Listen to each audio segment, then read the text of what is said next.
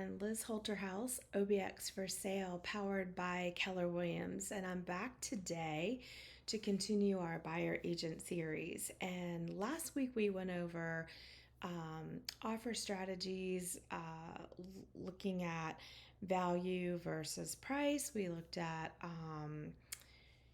how we look at stats and comps and things like that. We talked about expectations, and we also talked a lot about emotion. There's just no room for emotion in real estate. It makes it very, very messy.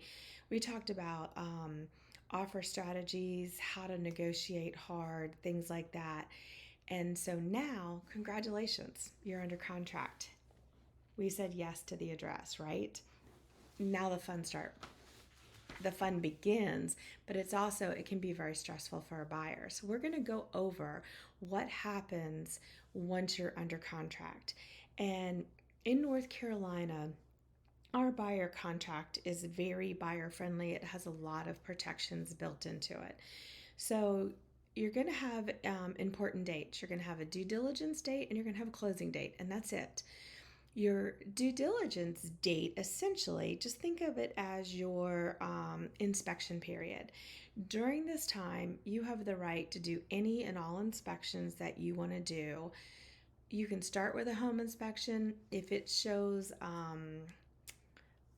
let's say, you get an uneasy feelingness about the condition of the roof or the HVAC systems, things like that, or maybe there's some electrical issues that you don't understand, we can then bring in an electrician or a roofer to do a roofing inspection, that type of thing. So one inspection can lead to another, and the seller has got to give us reasonable access to the property to get these inspections done. So during due diligence, this period is your protection period to do everything you want to do, to learn everything you want to know about the house. Now, let's talk about a home inspection. A home inspection really is the buyer's guide to any major defects that might need to be negotiated, but we're going to talk about that a little bit. And then really it is your guide as to what you're buying and what your future maintenance is going to look like.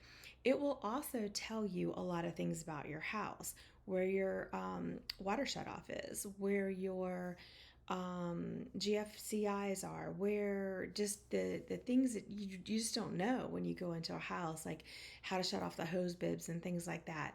If they're easily found, they're going to be shown in that home inspection. So that home inspection is a guide for your future maintenance on that home.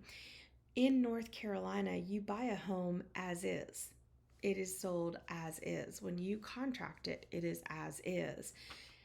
However, if a home inspection shows a defect that no one knew about, we couldn't see it, or it was way worse than what we thought we saw, then there is a reasonable expectation that a negotiation would be opened to look to the seller to help either repair or give you a credit towards a repair at closing, towards your closing cost. So it's not that you have to buy it as is, because you don't have to buy it as is at all, because the due diligence period allows you to cancel before that due diligence date for any reason or no reason at all. So it's very protective to the buyer. But I also want to set some expectations. If you're buying a home that is 10, 15, 20 years old, you're not buying a new home. You need to have an expectation that things are going to be wrong. There's going to be caulking needed. There's going to be GFCIs that need to be replaced. There might be, small plumbing leaks or faucets that need to be changed, a wobbly ceiling fan. There could be a wobbly toilet, for instance, on tile floors. Those are all things that we kind of see periodically that come up on home inspections, and a seller really should not and is not responsible. Well, they are not responsible to fix anything. But those are more items that you can see when you go through a house. So you need to take your time. You need to slow down. You need to look at how the house has been maintained, and does it need a complete facelift inside? Does it need new flooring? Does it need new paint? These are things that I will point out to you. You may love the paint on the wall, you may love the floors. If there are multiple different floors, I will make comments during my showings, whether they're virtual or live, as to what I think is going to come up on the home inspection. Because in the last video, I told you my goal is when you get that home inspection and you see the review page and the items listed that were found that are maybe improper, that type of thing, I have pointed out everything on there. There's really no surprises. So that is my goal when I'm showing a home. Some things I can't see, and some things I'm not qualified to recognize. And those are the things that we're going to be most concerned about. But you're not buying a brand new home. So you've got to go in with the expectation that you cannot expect the seller at the price he's selling at to put his home in brand new condition for you. But on the other hand, major defects, things like that we could not see, yes, they need to be negotiated possibly. And in the end, if the seller is not willing to negotiate what you think needs to be done, then you have your right to terminate. Now, your due diligence date will be about 30 to 45 days because we need to carry that date long enough to get your inspections done and get your appraisal done if you're financing the purchase price or the minus the down payment. So it's going to be a good amount of time, and it's going to give you plenty of time to get through what you need to do. My goal is to get your inspections done as fast as possible, because if you're going to cancel, we want to do it as fast as possible. We don't want to hold up a seller's property any longer than we need to. I feel like we need to be diligent on our part. Now, due diligence sometimes comes with a fee. If it's a highly sought out neighborhood and it's the first day on the market, second, third day on the market, and it has a lot of activity in it, we can present our offer now with no due diligence fee at all, because the due diligence fee, and I need you to understand this and I need you to hear me, a due diligence fee paid at the time you go under contract is paid directly to the seller, and it is never, I'll repeat that, it is never refundable to you as a buyer. It is a fee, like an option fee, that you pay to take their property off the market during your inspection period. So you need to look at it from the seller standpoint. He's got a hot property, and it's going to come off the market for 30 to 35, 40 days while you do your inspections. So they want some assurance, skin in the game, perhaps you could call it, and a compensation for taking their property off the market for that long. Now, not every property and every contract is calling for due diligence at this point in time. The market has definitely calmed down from that point. And the amounts of due diligence, when a seller is requiring them, we're usually able to negotiate those lower. But what I need you to hear, again, and I'm going to repeat this, is the due diligence fee that you pay inside your contract is never refundable. Never. It's paid directly to the seller. If you terminate, you do not get that money back. Now, if you go on to closing, that money is credited towards your purchase price. So the only time you lose it is if you terminate the contract. So you want to make sure that amount of due diligence doesn't get out of hand to where it's hard emotionally for you to walk away from it if you feel like you need to terminate the contract. If you're asking for $10,000 worth of credits and the seller only wants to give you $5,000, and you decide you want to walk and you have a $5,000 due diligence fee, you're going to lose $5,000. So you want to make sure that you can walk from that $5,000, or your negotiation and your emotions don't get wrapped up into it to where you walk and lose $5,000, but you could have gained $5,000 more. So you really want to think about it, what you can afford mentally, emotionally, not necessarily financially, but financially as well, you want to consider that number hard and what you can walk away from. And we can start low and negotiate with the seller. Obviously, if the property is going at multiple offers and it's a property that you have to have, you've got to go in hot. You've got to go in strong. And you're going to have to go in strong on purchase price. You're going to have to go in strong on earnest money deposit and on your due diligence money and the terms of your contract, time period of due diligence, that type of stuff. Those are all things you can do to make your offer stronger.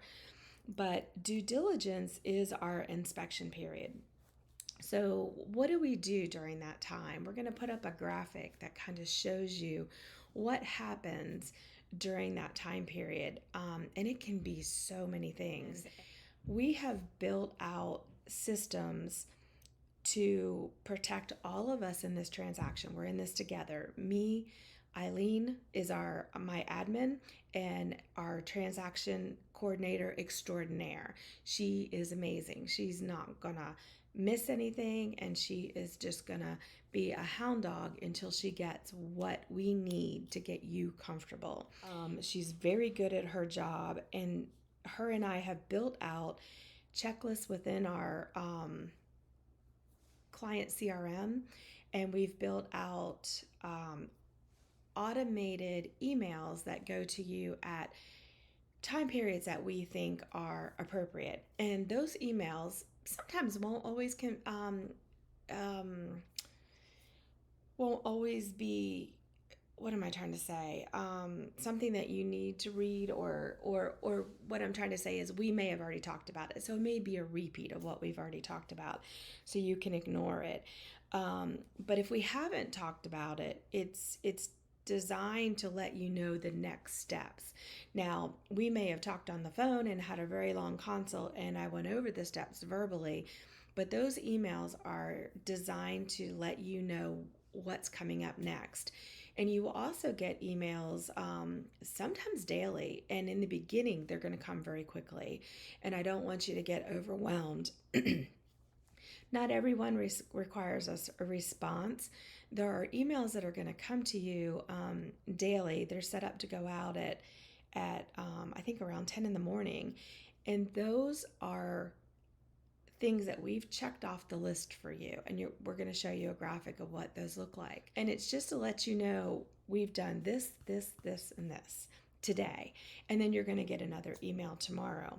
But let's talk about what happens when you've said yes to the address and we have to get moving. So we have to do all of the things that you want done and all the things that the home requires. So we are going to review the contract. We're going to get our compliance done. It means getting our forms to all the right people. We're going to talk to you about who you want to use for a closing attorney. We're going to get the attorney worksheet done. We're going to send the fully ratified contract with the attorney worksheet to you, the listing agent, so they can send to their attorney, to your closing attorney, and also to your lender if you're getting a loan on the property. And all of this kind of happens really quick in the first 72 hours.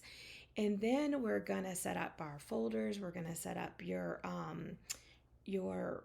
digital folder in our pipeline, in our buyer pipeline, and we're going to start to get to work on ordering all of your inspections. So we're going to talk about the type of inspections that you want to have. Home inspection. Do you want an HVAC inspection? Do you want a mechanical HVAC inspection kind of combination? A lot of our HVAC contractors are also licensed electricians. I definitely recommend a septic inspection unless the home is like brand new or has just had a new septic system put in. You still may want to do one, but that's totally up to you.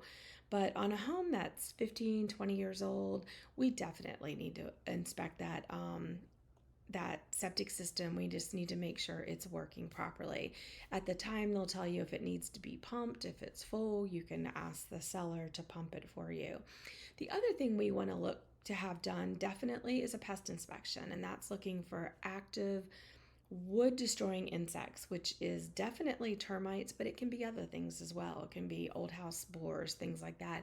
Those are not as common as termites. Termites are not, they're common, but they show up more commonly in debris left under the houses, wood piled up under the houses, firewood that's piled close to the house for a fire pit, things like that.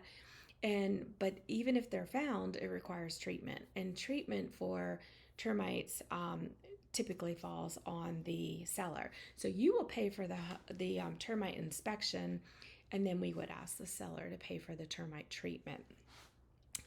If there is a pool and spa, you can ask your home inspector to inspect both the pool and spa. If there's a fireplace, especially a wood burning fireplace, that is where you would need a chimney inspection if the house has any age on it at all.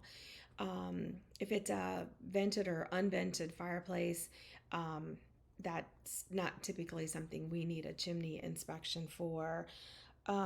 If there's a bulkhead on the property, if the property is canal front and the bulkhead is older, we can sometimes get an opinion on the bulkhead, the condition of the bulkhead. So anything and everything that you want to learn about the home, we can hire an inspector to come in and do. But the typical inspections are your home inspection, your pest inspection. Your pest inspection also includes the crawl space of the home. And in Eastern North Carolina, if you're not built up on pilings and you have a crawl space, this is really important because our humidity levels can get high in our crawl spaces. The thought process on how you should keep your crawl space conditioned has changed over the years.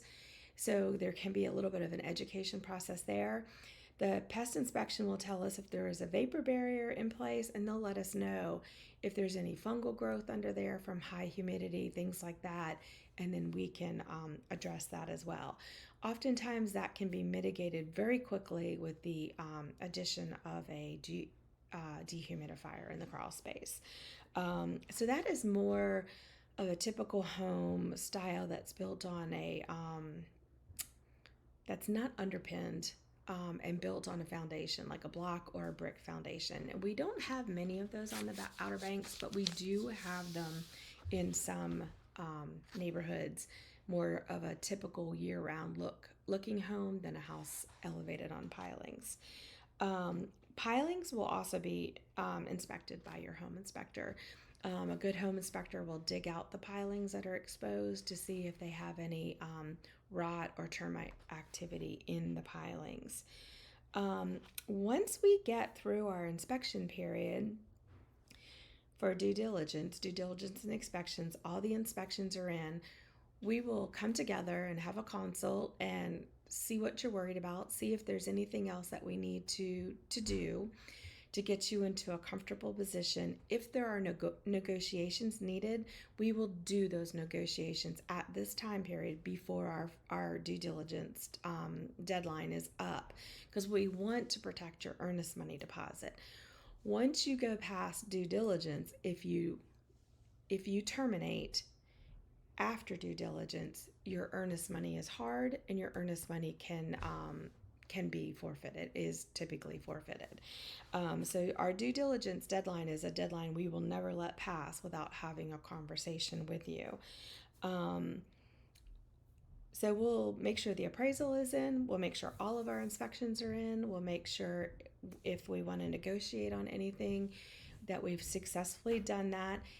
It can be a verbal negotiation at first, but then it has to be wrapped up in writing through a repair order, a repair change, or a change to the contract asking for a closing cost credit so that you can do the repairs at a later date on your own. So that's how we would handle that. If we're done with due diligence and our date has come up and the appraisal is not quite in yet, we can extend that due diligence date for matters of appraisal. Or if we're running into problems and we're trying to work through um, a difficult home inspection where we need to get some accurate estimates and we need to get a contractor in to look at it and we need more time, we can then ask for more time to extend that due diligence date if it's needed, if that's what you're wanting, to protect your earnest money deposit. So once we get to, well, let me go back for a minute. In due diligence, we will also get you, if we have not already done so before you wrote the offer, we will also get you insurance quotes for the property. So you know exactly how much it's going to cost to insure the property, because everywhere nationwide there's insurance issues. Reissue rates are higher than they've ever been. Um, and some companies are pulling out of coastal areas, things like that. So insurance is definitely an issue that needs to be talked about even before you write the offer, because if your insurance on a house is $5,000 a year, that's 400 and some dollars added to your monthly payment. So that can be substantial. That needs to be talked about because it's definitely going to affect your cash flow. So once we're out of due diligence and our time period has passed and everything's been settled and we're good, we are gonna be in kind of our next phase is called financing and appraisal. There's not as many things that go on in that stage, but we will make sure that we have a copy of the appraisal. Um, we will then let typically once that appraisal comes in and the lender is completely satisfied, we go into our clear to close phase. So the financing appraisal stage is really quick. It almost ends at the time of due diligence, and we get the clear to close. And that means your file has gone through underwriting, you've got final loan approval. It could be conditional on one or two pieces of documentation that they need prior to closing, but we get her clear to close, and this lets us know that we can start talking to the attorney about the closing date. Hopefully, we already know whether you're coming to closing or closing by mail. You can close by mail easily, especially if the house is a rental house and you can't take occupancy, or even if you're moving here and you want to be sure that you're closed so that when you pull up with the moving truck on Saturday, you can access this house. Sometimes a mail away closing is less stressful on you. So we'll do it any way that you want. But during this time period, the transaction coordinator, Eileen, is collecting data for you. She is going to find out who all the vendors are on this property so you can stay with them if you choose to do so. She's going to locate all the keys, the remote controls, the keyless code entries, the instructions on any kind of ring cameras and things like that that may be there. We'll make sure they're disconnected from the seller's Bluetooth on their phones and devices. We will schedule a final walkthrough. We will make sure rental projections are in if needed. We'll obtain those keys. We will reconcile any invoices that need to be paid on your behalf on the final closing disclosure. So there's a lot of things that happen during that phase, and that is going to be where you probably need to really pay attention to those emails.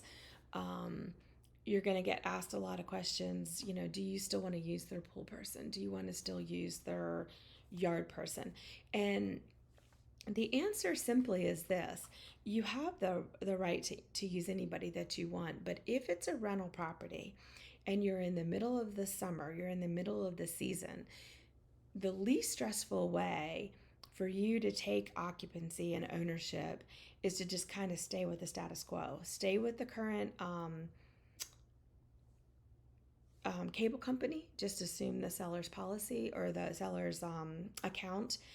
And then, of course, electric is transferred, water is transferred, all those things are transferred. But if there's a pool person, if there is a yard person, if there is a private cleaner, I would suggest just staying as status quo and finishing out your rental season, and you will get an idea as to what's working, what's not working, whether or not your personality is meshing with the vendors that you have inherited through the process. And then you'll have time in the fall to take your time in a less stressful situation and figure out, do you need someone else working for you? Do you need someone different working for you? Do you want to change management companies? If it's a rental, those kind of things.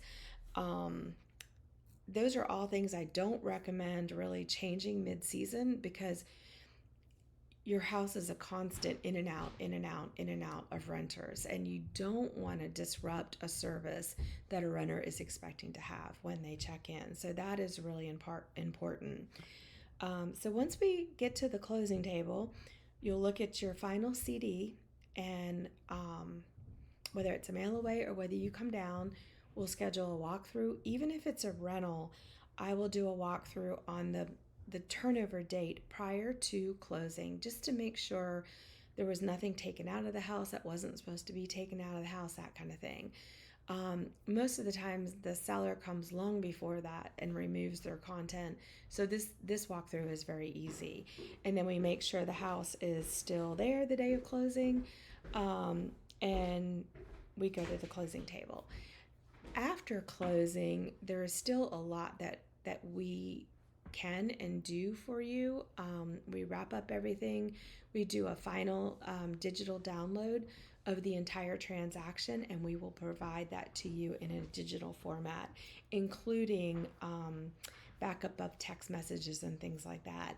And that is your file. Now, we keep that for a very long time. With my buyers, I typically keep that pretty much forever, because my buyers will typically become sellers at some point in time when you sell that property. Even if you sell it 7 or 10 years from now and you come back to me to sell it and I still have your file, it is so much easier for you, because I've got all the things, the survey, the pest inspection, the prior home inspection if we need it, all the appraisal, the square footage of the house, the floor plan of the house, because I save all of that stuff. So it really makes it easy for me to pick up a house that I previously sold and then list it for you. All I need to do is get a list of upgrades, improvements done to the house, new appliances, that type of thing, and then update your file. And then if you ever need anything throughout the years, you need a copy of your survey, you can't locate it, you can just contact us and we'll provide it for you. We also send out your final closing disclosure again in January, because it just makes it easy for you just to forward that email to your CPA who is doing your taxes, and you don't even have to look for it.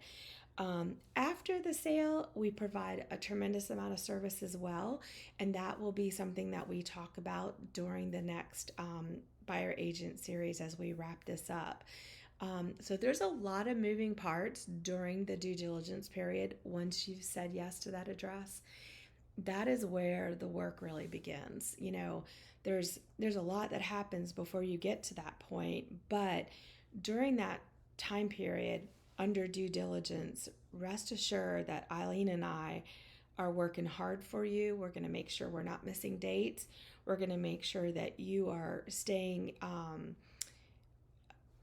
in the loop on everything, because there's so much that happens in the background for you, and our goal is to make it as less stressful as possible. And sometimes it's quiet, and then that creates stress. So we want you to know we're doing the things, and we want you to know we're working really hard, and that is the purpose for the checklists and the emails and stuff like that, because we also know that if we're quietly working in the background and you don't know what's going on, that creates anxiety and stress as well. So we do our very best to keep you in that loop and to give you absolute 5-star service. That's what we want to give you. And we hope at the end that you'll give us a 5-star rating, because we want happy, happy customers. So it's been great talking to you today. We will probably finish up our buyer agent series next week, maybe 2 more weeks, break it down into 2 parts. And we'll talk about what happens after the sale. Thank you for watching.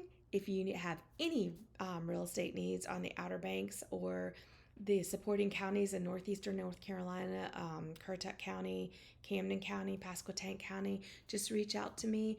You can call, text, send a message through Facebook. However your means of communication is, it'll match mine. Thanks for watching.